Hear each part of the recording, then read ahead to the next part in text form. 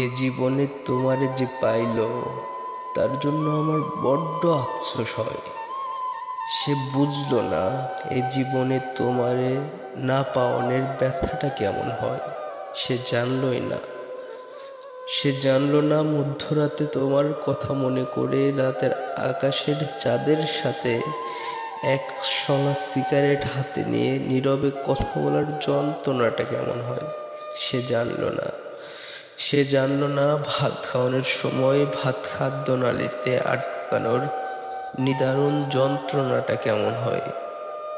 সে জানলই না তোমারে একটি নজর দেখনের লাইগা এ পরাণটা কেমনে হাহাকার হয়ে পড়ে।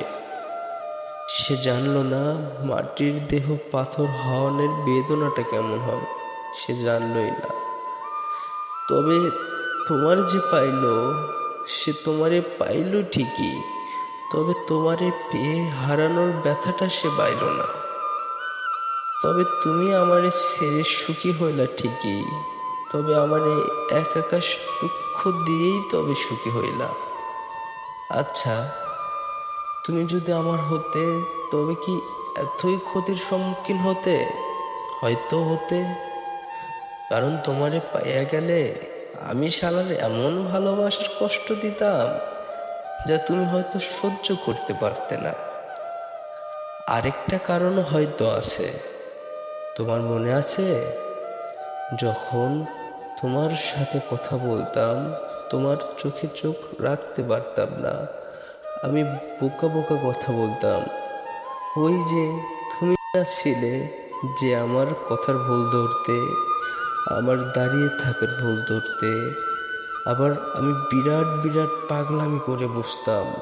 তবে কি এই কারণে চলে গেলে? বিশ্বাস করো, আমি না রাতে ভেবে রাখতাম যে কাল তোমারে আমি কি বলবো। তবে তোমারে দেখনের পরপরই না আমার সকল কথা কেন জানি উবে যেত মেঘের সাথে। তখন কোনো কথাই আর খুঁজে পেতাম না। তবে যে তোমারে পাইল সে জানলই না তোমারে না পাইয়া দুনিয়াটা কেমনে ফাঁকা হয়ে যায়।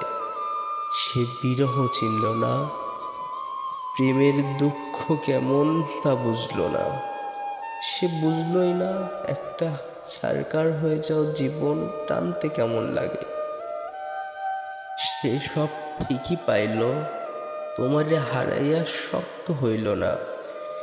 এই যে তোমারে হারানোর পর কোনো কষ্ট আর আমার গায়ে লাগে না, কোনো দুঃখ আর আমারে দুঃখী করতে পারে না।